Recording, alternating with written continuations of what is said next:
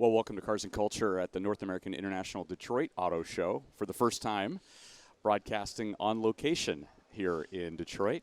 And today we're planted right in the middle of Huntington Place, which is the scene for a show that has been international for the last 25 years and has now returned after a almost three-year hiatus. And we're at the Ford stand talking to Detroit executives about sustainability and pathways to electric vehicles, and even one major debut, which we will discuss later.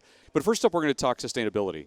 And Bob Holycross is Vice President of Sustainability, Environment, and Safety Engineering. It is great to be with you. Great to be with you, Jason. Thanks for having me. So we're back at a Detroit Auto Show, Bob. Yes. And I know you're a nearly 30-year Ford employee.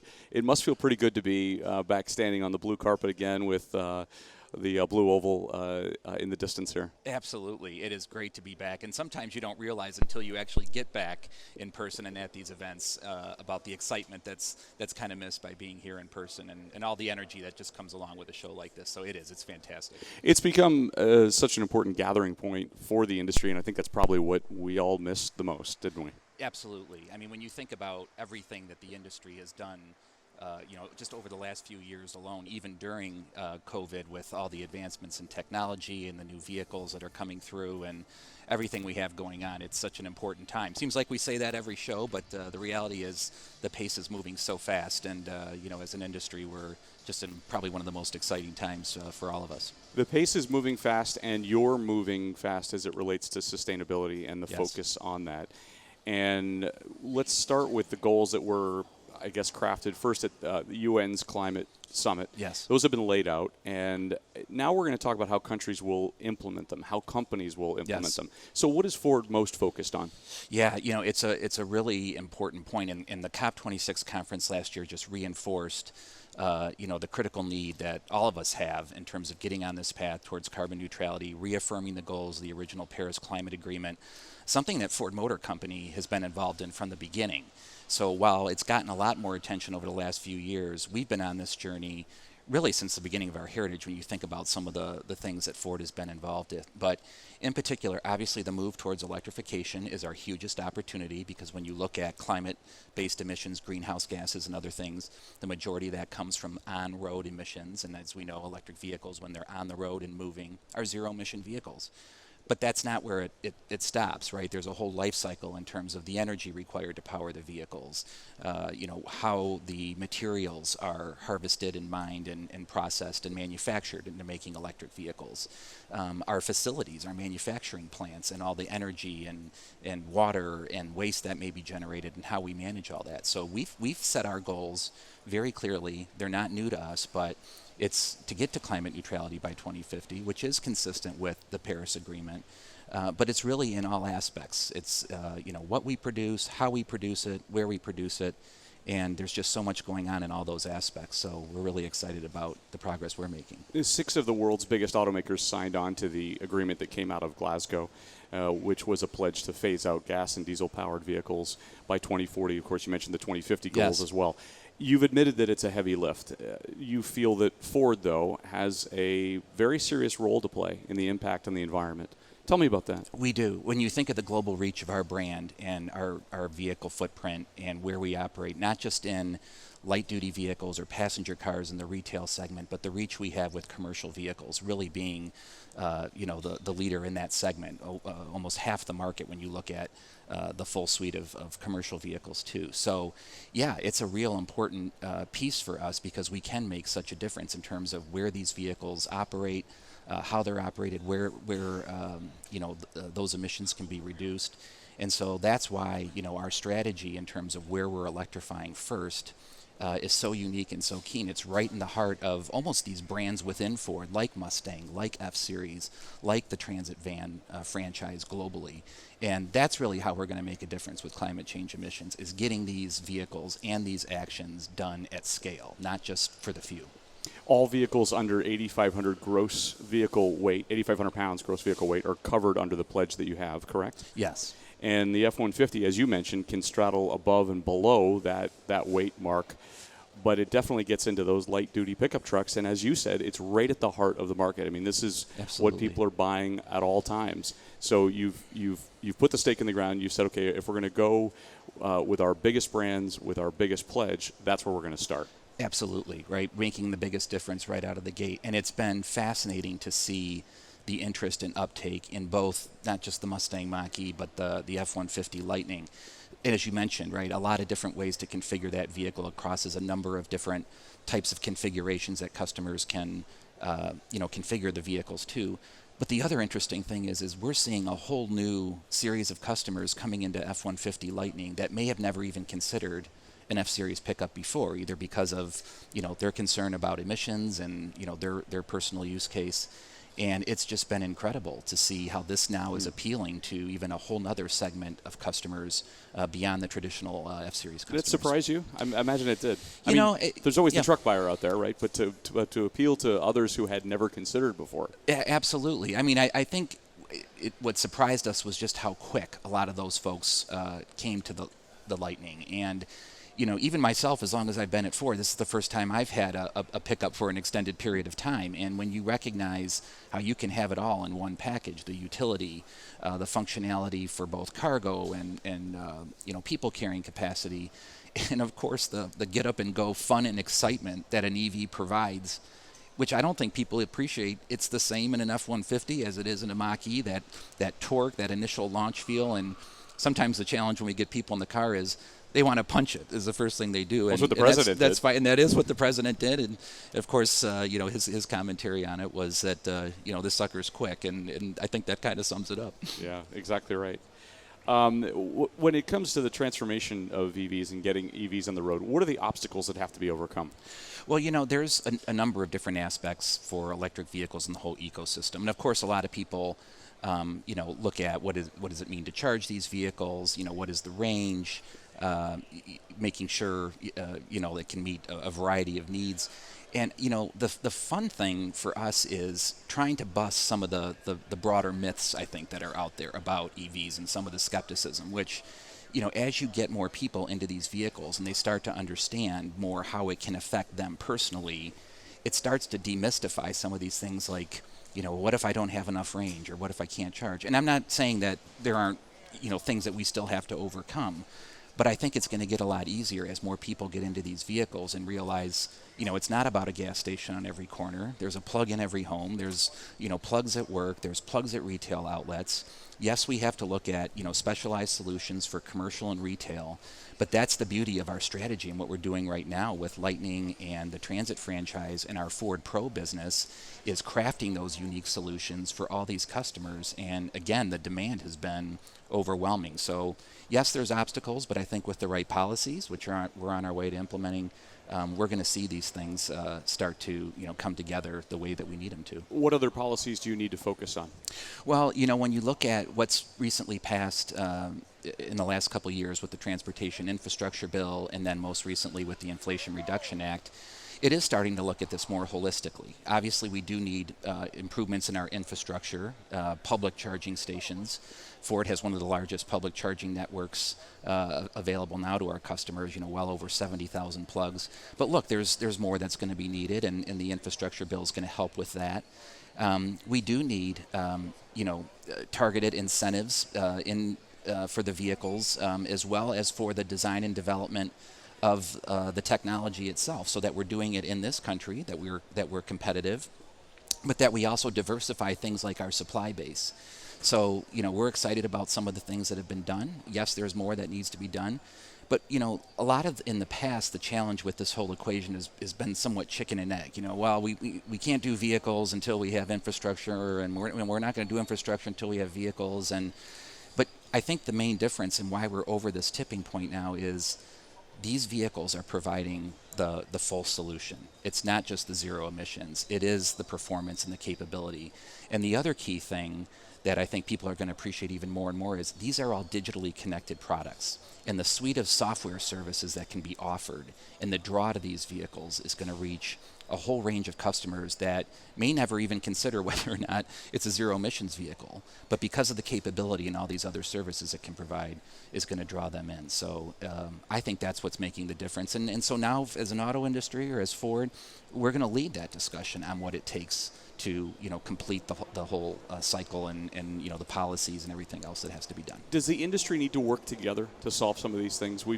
Industry's worked in silos forever, right? Companies have pursued certain pathways, but does it really need to come together to come up with solutions to solve some of the issues that you just mentioned? Well, certainly in a lot of aspects. And as you mentioned, I mean, when it comes to things like infrastructure and the broader things that are somewhat agnostic, whether it's a Ford or some other manufacturer vehicle, there are aspects of that. So when it comes to some of the foundational things like the ability to have raw material processing in the U.S., battery manufacturing capacity, some of the incentive-based structures, which while somewhat vehicle-to-vehicle dependent, help create and send a signal right into the industry that these investments we're making are not only secured by what we know is going to be a very competitive market and it's going to be consumer-driven, but it also helps secure, the long-term equation that, as we get into 2030 and 2050, and if we want to hit some of these climate goals, which we are all in on, it is going to take all these things coming together. But it won't be because we don't have the technology or the excitement in the vehicle side. So yes, we do need to continue to come together. Raw materials are a big topic these days Absolutely. because of the rising costs of various commodities. What needs to happen in order to make sure that there's a viability to get to the sort of technology that you need to implement into vehicles based on those raw materials? Yes, it's a real critical piece of the equation, and it's a journey that we've been on, for a number of years now as we've been advancing our strategy. And I think the key thing is there has to be a diversity of supply of those materials. So we know there are certain places in the world where most of those materials are harvested today, but we know that they exist in many other parts too, whether it's in here in North America or elsewhere. So we have to look at some of the traditional policies and see what needs to be modernized so that we can do responsible mining and processing and manufacturing here in the U.S. as well as we're doing abroad, and making sure that it's done in a responsible way, which we can do. We've as a global manufacturer doing business and manufacturing in a number of different locations are some of our best practices on how we reduce emissions, how we minimize waste, the careful use of water so that we're not in any areas using potable or drinking water in manufacturing to the least extent possible. We have experience in industrialization, something some of the startups and others would probably be happy to have in terms of that aspect of our legacy.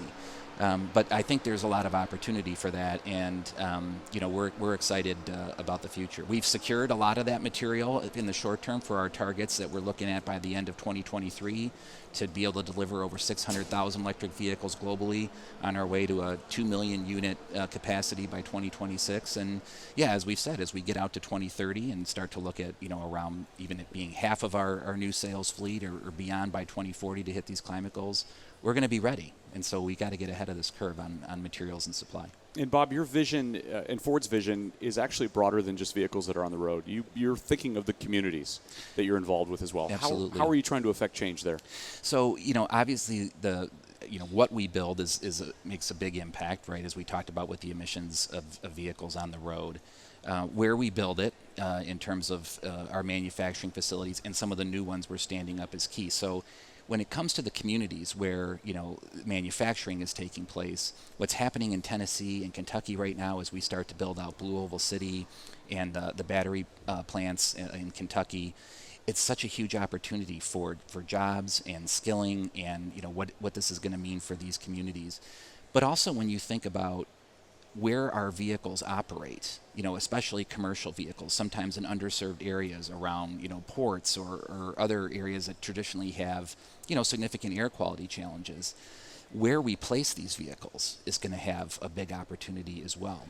Equitable access, right? Traditionally, as new technologies like EVs come out, they're expensive. The costs are higher, and so the accessibility for lower income or middle income families and individuals can be more of a challenge. we need to have, a fair set of policies that help encourage those consumers to be able to get into these vehicles. And then as we get that first generation of vehicles out there, what does the used car market look like for electric vehicles? And how do we look at, the second life of batteries? Reuse of batteries, right? Absolutely. Yeah. So whether it's, what we can do with batteries to extract the materials from them where they may not still be able to be used initially on the road, we can put that into new battery development. That's going to help reduce cost. It's a more sustainable way to develop batteries longer term. We're excited about that. But then you have this opportunity because of, batteries' durability and what they can provide to have the secondary market for vehicles. And that will help with the affordability equation. So, whether it's affordability, its impact on air quality and the overall environment in underserved communities, but also the opportunity for training and jobs, in these communities where we're standing up new facilities and revamping other ones. It just presents a huge opportunity from the community standpoint, and that's something Ford has always stood for. I mean, it's not just about the vehicles and the business side. It is sounding a bit altruistic about making people's lives better. When you have a brand like Ford that has the reach it does, we see that as not just our legacy, but our obligation, into the future for the next 100 years, which obviously we intend to be around. What does it mean for the worker of the future? Because there has been some concern that there will be fewer jobs related to EV production, increased EV production. But I'm guessing that you'll focus on reskilling and a completely new workforce as well, or retraining. Sure, reskilling is a piece of it for sure. And yes, I mean, as we look at this longer term and understand, what does it really take to manufacture electric vehicles and batteries, and more automation and what that means for a transitioning workforce, where in some aspects fewer workers may be required. But in the near and medium term, as we're seeing this opportunity for growth, both in electrification and on the Ford Blue side of our business, where we're continuing to produce these exciting vehicles like the all-new Mustang that's going to be debuted tonight, and the Bronco franchise. And as those vehicles continue to develop, that's providing opportunity for growth. And obviously the investments that we've made in our facilities here in Michigan and in Kansas City and Kentucky and elsewhere, where we're trying to meet a large demand overall. But we've invested significantly in new skilling for workers that are going to work in these new plants that are building electric vehicles. Over a $500 million investment, standing up actual training facilities in areas like Texas and elsewhere to really draw in folks and try to get ahead of that. It's such an exciting time for them. There was a lot of big news made earlier this year about the separation of the company to some extent, in that what you just referenced, yes. Going with Ford Blue, going with Model E and Ford Pro. Yeah, sure. Exactly. Explain that for listeners who may not understand what that means, maybe even at the consumer level. Yeah, in terms of the business, I think what we saw pretty quickly, and this is something that Jim Farley's been progressing, even before the formal transition to these business units. When we have so many people trying to do so many different things, the challenge around, how do you move faster? How do you be more nimble? How do you change the culture at a company, like Ford to even get further ahead and kind of set people free in some aspects to be able to work on these things? I think it became pretty clear what was needed. And so the exciting part is whether it's the Model E team working on all these great electrified products and the ones of the future, or the Ford Blue team working on the traditional products like Bronco and F-Series and Mustang and Explorer and others, there's a lot that's moving in terms of opportunity for growth in both sides. So, I think in some aspects it was described, is this a separation of the future from the past? And it's anything but that. It is an opportunity to get people really focused in the areas they need to be, not over encumber them with having to deliver everything at all time. And the benefit for the consumer is they're going to continue to see, improved quality, more excitement in their vehicles, the expertise dedicated to really serving them and their needs on an individual basis, rather than one person or one team trying to do everything for all customers. So it's a real exciting time, and there's growing that has to happen within the company to get after that. But I think we're starting to see the benefits already on what it's allowing the teams to do. In your nearly 30 years working with the company, we've all said that the era that we're living in is the point of greatest change. Yes. But I would imagine that you would say that this actually is the time of greatest change. Is that correct? I think it is, and you always catch yourself and say, "Well, are we just saying the same thing every few years?" Right. But the reality, kind of a rolling forecast. Exactly, it is. But having worked in kind of the area of environmental policy and regulatory policy over the last nearly 30 years, there has never been a change like this. I mean, we're having to look at things that we never considered, like how vehicles are tested for emissions. What other aspects of the vehicle should we be looking at? How do we measure things like energy consumption outside of miles per gallon? And so there's a whole revamp of everything from the way these vehicles are manufactured to the way vehicles are tested and everything else that comes with that. So. But as you pointed out earlier, Jason, it's not just about the vehicles. It is this broader ecosystem. And, now auto companies and Ford in particular are working with utilities and, energy services companies and stretching these new muscles and partnerships in ways I know we haven't done in at least the last, 30 years that I've been with the company. And that's presenting all kinds of exciting opportunity for the future, in addition to just the ongoing excitement of the products. And not to put too fine of a point on it, but you and Bill Ford, who's been on this program and talked about it as well, have said that EVs are the refounding of the company. Absolutely. I mean, I think, when we kind of said it that way, it gave us all a moment of pause to say that really is what's happening here. This is literally a refounding of the company when you think about the opportunity we have. And, we've obviously been around for, well over 100 years and intend to be that way for the next 100 or more. But when it touches all aspects of, the workforce, the manufacturing footprint, the vehicle development, the communities in we operate, it is the opportunity to have the same kind of magnitude and transition that Henry Ford did when he put the world on wheels.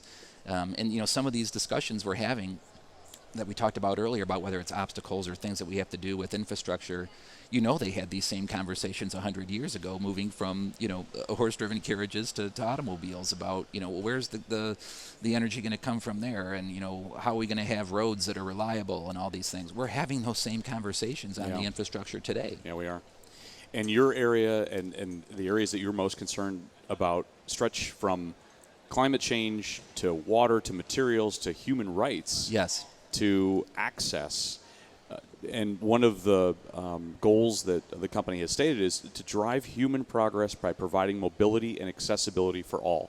And if that doesn't say Henry Ford, I don't know what does. Couldn't agree more. When we say all or every person, that is exactly what we mean. Because if we're really honoring our heritage and our legacy, that's going to be how our success is measured. What kind of a difference did we make in people's lives for the long haul? How do we sustain that? And I mean, that's ultimately the definition of sustainability, right? It's about what you're doing today that enables you to, deliver what customers and society needs, but how do you do it in a way that preserves the ability to do it for people in the future? And that is the heritage of Ford. And Bill Ford's been on that journey since, he's not only just been a part of the company, but all his life. He was well ahead of the curve on this. And, when we published our first sustainability report over 20 years ago, people within our own company and people in the industry thought, what are they doing? They're crazy. You go out there and you're kind of poking the bear, so to speak. But when it comes to transparency, and a lot of the discussion at that time was like, look, if we have no place else to go but up, why wouldn't we take advantage of this opportunity to show the world what a difference that we can make year over year? And, that becomes a differentiator for us as well. In this space around climate change and emissions and environment, there's a lot of, overarching claims out there and these broad targets, which is all good. We all want to have, high ambitious goals. But if you can't show you're making progress year over year, if you can't be transparent about it, it's hollow. And so that's something that we've been really proud of and been recognized for is the transparency in our reporting, recognizing where we have opportunities, and making sure we're measuring in an objective way so people, and our stakeholders, our shareholders, our customers can measure that, because more and more people are demanding that of not just the industries for the products they buy, but where they're investing their money. So we're having those conversations as well with investors and a whole range of stakeholders that are not only asking Ford how they're doing, but they're also asking us how can they stand up their own sustainability operating system, and that's been really exciting for our team at Ford. Well, and just a final thing, just to put it on the record, Bill Ford was out talking about these things long before there was a gentleman with a certain automaker that started with a T. Long before we were talking about Elon Musk. Yes. Bill was talking about that stuff as well. He was, and Bill will be the first one to tell you, he was told by others in the company to stop talking about it. But when he did say that. But when you look at, and I think part of what really launched us and accelerated our efforts is when Bill took on the project at the Rouge to transform that whole complex into a green manufacturing operation at a time when people would have thought, shouldn't the Rouge really be, even taken down? It was just a huge, moment of pride for the company, and showed if we can do this, if we can do that kind of moonshot, the sky's the limit. And that's really what it's been, these last 20 plus years. Enjoy your time at the Detroit Auto Show and Absolutely. the launch of a certain iconic brand that will occur a little later on. But it is wonderful to have you on Cars and Culture. You are defining the culture of the future in all of the sustainability activities that you're doing. So, Bob Holycross, thank you so much. Jason, thank you. It's been my pleasure. Thank you. Appreciate it. We continue our conversations at the Detroit Auto Show, on the floor of the Detroit Auto Show at the Ford stand, and I would argue at the epicenter of all the activity that's going on with this year's show, because the man sitting to my right is Jim Owens, the Mustang marketing manager. And we say Mustang, and you have to say brand new reveal, which is what occurred last night. How are you, Jim? I'm doing good, and thank you so much for having me on. I love to talk about the Mustang and the launch of the 7th generation that we did. We cannot be more pleased. It's about our enthusiasts. It really is. And we are so excited to have, not only the media and the press, but some of our owners down who came across the country to drive in and be part of it. It was an exceptional experience. So, unbelievably, the Mustang is almost 60 years old. Almost 60. April 17th, 1964, New York World's Fair was unveiled. Longest continuous running nameplate sports car in the United States. Thank you, Corvette, for forgetting a model year. But they actually in the premium sports car segment. But yeah, we've had, this 6 generations up until this reveal, and this is the reveal of that 7th generation Mustang. And we can't tell you how excited we are and how excited our Mustang owners and fans are about it. Tell me about it. So this vehicle is first when the design team, like a lot of the Mustang team, we've all been around Mustangs for a while. I've done Gen 4, Gen 5, Gen 6, and Gen 7. So when you have first the design, it has to be unmistakably Mustang.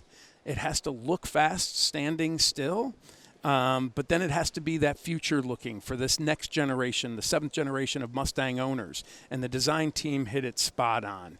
That back end sitting so low, looking powerful. Everybody's extremely excited about how it looks, but it's not just about how it looks.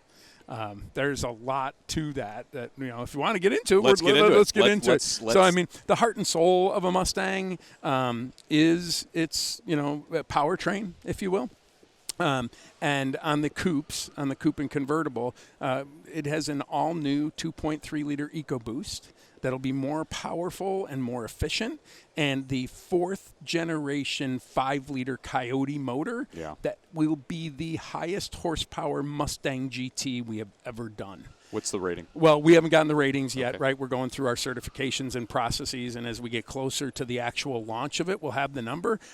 We know it will be the highest horsepower version, which makes a lot of our Mustang, family and friends extremely excited. And so we are truly excited about that Mustang opportunity. Given the fact that you are unveiling something that's going to have as much power and set that kind of benchmark, you're entering into Mustang Holy Grail territory, right?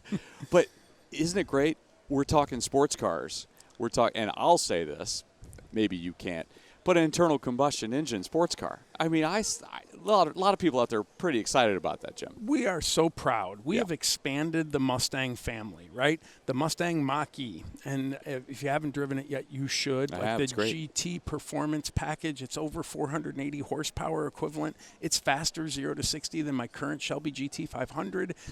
It has Magna-Ride suspension. It has Brembo brakes. Like, those aren't things that you do for electrification to extend the range. Those are things that you do to a true Mustang Yeah. to make it that enjoyable, exciting, exhilarating experience, that vacation you take every day. And when we were able to do that and expand the Mustang family, while others have said that they might be leaving the internal combustion engine space, we're proud that we can still be able to deliver to those customers both the internal engine, the internal combustion engine Mustang, and the new 2.3 and the 5-liter, as well as the Mustang Mach-E, to our customers who we know, might appreciate both tastes. Yeah, there are others getting out of the space. Camaro is somewhat in doubt. Challenger's in doubt. I mean, those models have a question mark around their, the more immediate future.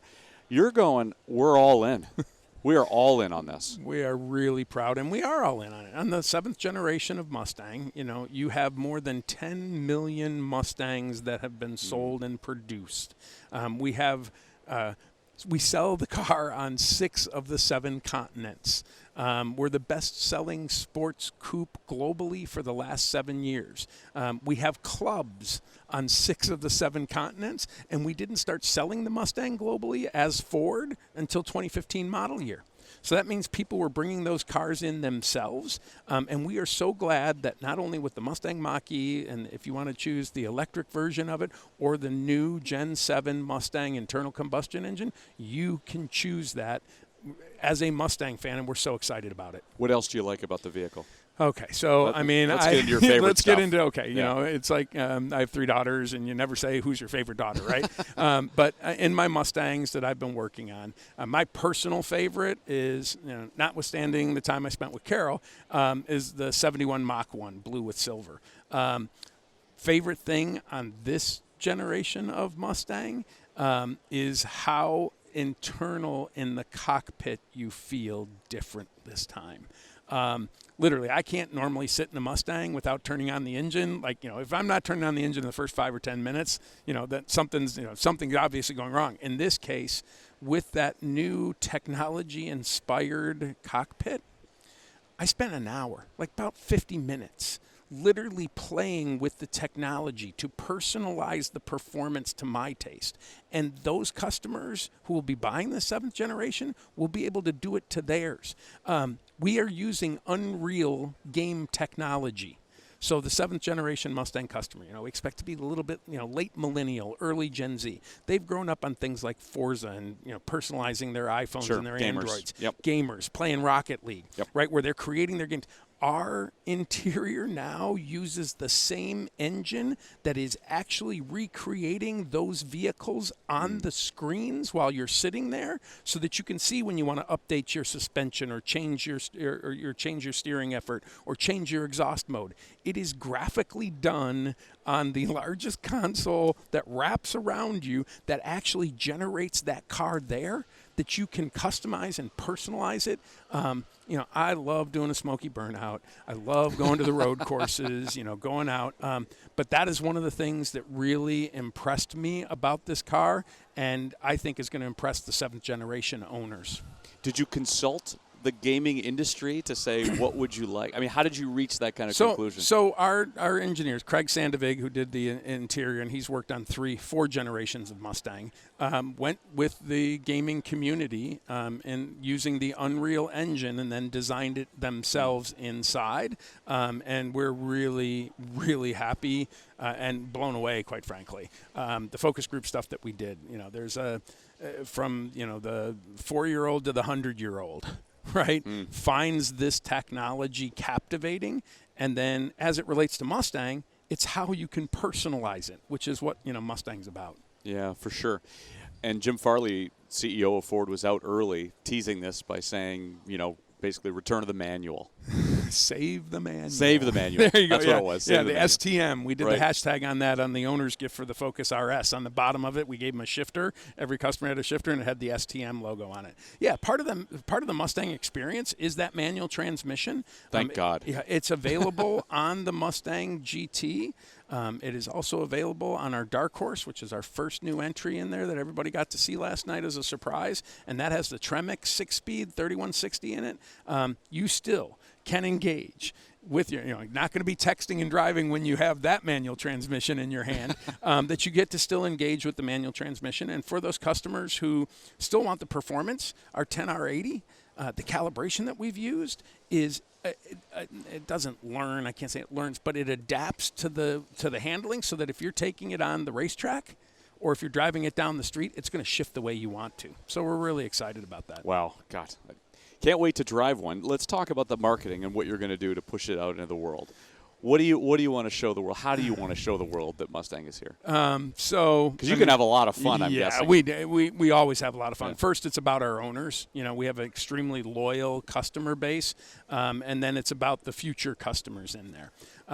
One of the technologies that we've put into the car, and it'll demonstrate that the Mustang team gets it. You mentioned Jim Farley. He races Mustangs on the weekends, right? Yeah, he does. Bill Ford actually has his racing license from the Ford Performance Racing School and modifies his own Mustangs. But one of the things that we think is going to be really cool that we can't wait, and it'll demonstrate that we're not just building a car or a vehicle to get you from point A to point B. We have a drift brake in the car from the factory. Now, we developed it with That's Vaughn. a first. Oh, my gosh, yeah. And it's Vaughn it's track use only. It's in the track mode. But what it does is, if you've seen drifting, right, where you're out hanging out the back end, Vaughn Gittin Jr. is the current world champion in it. He worked with our engineers to develop it that actually has the novice, when you're off-road, like you're on a track, not on public highway, actually get to pop in, and it will induce you drifting. And as you learn, you can actually dial up the settings to actually be a competition level. Wow. Now, not the thing that you're going to put in downtown Detroit. Probably no, track use only. Let me say, I'm going to make sure track use only. But those are the type of things I can imagine Vaughn at an event with one of these cars and bringing in customers from, the 16-year-old all the way to the 80-year-old and teaching them how to drift and let that go virally. That would be a good way for us to be able to demonstrate to this next generation of Mustang customers that we get it. Beautiful. Wow. God, it's exciting. Carroll Shelby would have been proud, wouldn't he, Jim? He would have been proud of this car. And you worked for him. Yeah, I've been blessed. I've spent, the last 20 plus years working on performance in Mustang, and part of that time I went and left Ford and went to work for Carroll. It was 07 through 2011, where we were developing the KR and the Shelby GT and the Shelby GTH, the Rent-A-Racer cars. He was always into the technology that would help improve performance. And the engineering men and women at Ford have leveraged that technology to increase the performance of a vehicle in a way that I know would make him smile. Wow. You got any good Carroll Shelby stories? No, too many of them. He was just such – one of my favorite ones is, when I first went over to start working for him, and when people ask me my Mustang or Shelby story, this is one of them. So we're out at the test track at Las Vegas Motor Speedway's outside road course. And Carroll, at the end of his life, was suffering from severe macular degeneration. He was, at one point in time, the oldest living dual transplant recipient on the planet with a replacement heart and kidney, and he didn't lead a choir boy's life.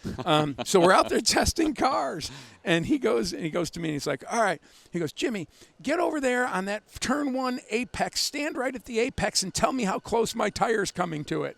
And I'm like, what? I'm like, wait a minute. I know that, you're not the driver. He comes in and literally had to stand there as he was blowing by, at triple digits to get into the turn. It's like a 60-degree right-hand turn. And I'm sitting there telling him how far away he is from the apex.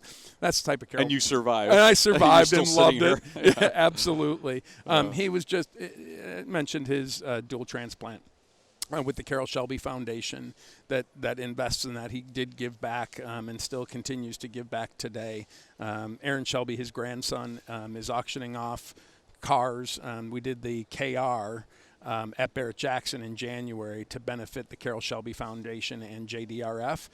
So, not only was he the only human being that won as a driver, as a team owner, and as a manufacturer, won Le Mans, he was somebody who took that and actually gave back.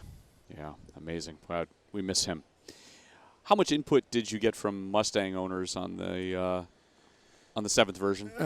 So Mustang owners are a key piece of it, right? Sure. Well, they were at the Stampede. They were at the Stampede. 1,000 Mustang plus coming from world headquarters down to Detroit and Hart Plaza to engage them in the reveal of the 7th generation. We do a lot of focus group and research. And the technology I was talking to you about, it was really cool. We brought in different audiences. Mustang's not a demographic, right? It's a mindset, like if you're in Mustang. Yep. And so I brought a bunch of people in and showed them not only the interior, but the graphics and how to work with it. And, the boomer crowd, right? Yep. The baby boom crowd, who's still a large portion of it, thought that the technology was good. One guy said, I think I could launch a missile from this, right? Like on the technology. And then the younger audiences appreciated how we were doing the displays to personalize their performance. So we're always, the team also attends the events. Like I go to 20-plus Mustang events a year and probably would do it even if I see you wasn't all working. over the place. No, you are. You're everywhere. But our engineers do, like Ed Krenz, who's the chief nameplate engineer, Carl Widman on the Ford Performance side. He brings his engineering teams to those events and sits and talks with these customers to get feedback on what we're developing in the future, because we'll have our 2021 Mach 1, standing there and talk around it and listening and getting that feedback on what they want. And the team, Ed Krenz and his team, were able to deliver that from a performance standpoint on the 7th generation. I would imagine they told you in all of this talk, if you'll forgive me, of EVs, that they told you, we have a passion for this kind of car still. Please don't take it away. Yeah, and we're really proud of the fact that we offer both. Right. And that we plan to do that. Like, behind us here in the stage, you have the Lightning that they can drive, the F-150 Lightning. We have the E-Transit. We have the Mustang Mach-E, and its GT version and performance pack. But yes, the customers, we know our customers still want that internal combustion engine, and we are balancing it and expanding the corral and the family to include them. And we're so proud that we're launching an all-new 2.3-liter and a 4th-generation Coyote 5-liter. So we meet all of the customers' expectations that are out there. Wonderful. Steve McQueen, a few years ago at this show, the last time that I think we were at this show, Steve McQueen's granddaughter was here. Do I have that right? Yeah, and his son. And his son. Well, his son his son was at Barrett-Jackson because Barrett-Jackson and back when we did the auto show in January, they were the same weekends. So his granddaughter was here, and then we had Chad out at Barrett-Jackson where we auctioned off the first Bullet. Right. Or the first one of this generation, right? Correct. We did 01, 07, 08, right? The first one of this one that donated money to the house. Remember, Steve McQueen was, raised in a children's home. Yes. And we raised more than $400,000 selling that car for the home that Steve McQueen grew up in. But yeah, so the Bullet, the scenes there, and we do the Bullet runs, occasionally. But it was nice to have the McQueen family there with us when we did it. I imagine they would be proud of this achievement as well. Yeah, I mean, so you have a lot of, Mustang has been in more than 5,000 movies. Is that right? And videos and songs, and there's a lot of people. I mean, the whole John Wick series. Now Mustang's not part of that, but he drives a Mustang in the John Wick series, right? Like that whole thing. It is an icon, and a lot of people, I think, who love Mustang, who are icons themselves, recognize that the 7th generation Mustang is delivering on that iconic status. So when you started this journey to recreate it, that feels like such a heavy crown you're wearing, and the weight is on you. I could feel you getting lighter as the unveiling is now out. Right? Yes. Yeah, it is a responsibility because Jim Farley used to say, you have to be strong enough in your brand to let your customers, own the brand. Well, the Mustang folks, there are people who I go to events with who literally tattoo Mustangs on their body that have an invested interest in how we do. And given the reaction that we've gotten from this car, we think we've done them proud. Well, you have done them extremely proud. The Cars and Coffee will be very exciting when this launches. Can I tell you something? Yes. I told you about the drift stick, which is pretty cool. There's something else that we put into this car. And you talk about Cars and Coffee. And, people express themselves differently, right? They can go to drifting events. They can go to Cars and Coffee drag strips, whatever. For the car show crowd and the Cars and Coffee crowd, we now have in there remote revving. That's so, right. so you can literally walk up with your friends, not only start it with your key fob, but then put it through a remote revving cycle that takes it up through its RPMs, takes it down if you have the exhaust valve on it, opens up the exhaust valve that can really impress your friends for the Cars and Coffee. Again, not something that you need from point A to point B, but something Mustang owners would love and enjoy. Where was this when I was 16? I mean, really? Yeah, we had to wait for the 7th generation to get the remote revving on there, which is cool. Yeah, see, it's the 2024 model year equivalent of when we used to take our clothespins and the cards and put them into your spokes on your bicycle. That's right. Well, Jim Owens, Mustang marketing manager, you have done an amazing job. Congratulations. The baby has been delivered. We have named it the 7th generation.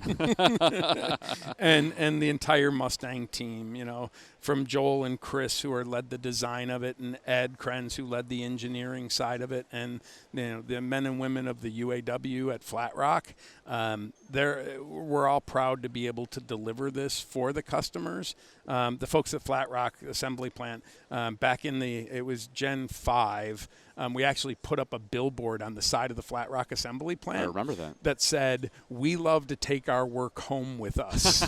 Right? like in the convertible on the Mustang. So for all of those folks who have put so much time and effort into this, we cannot wait to get it in the hands of the customers who love it. Well, it's funny. I mean, this show is called Cars and Culture, and there couldn't be a more cultural icon than the Mustang.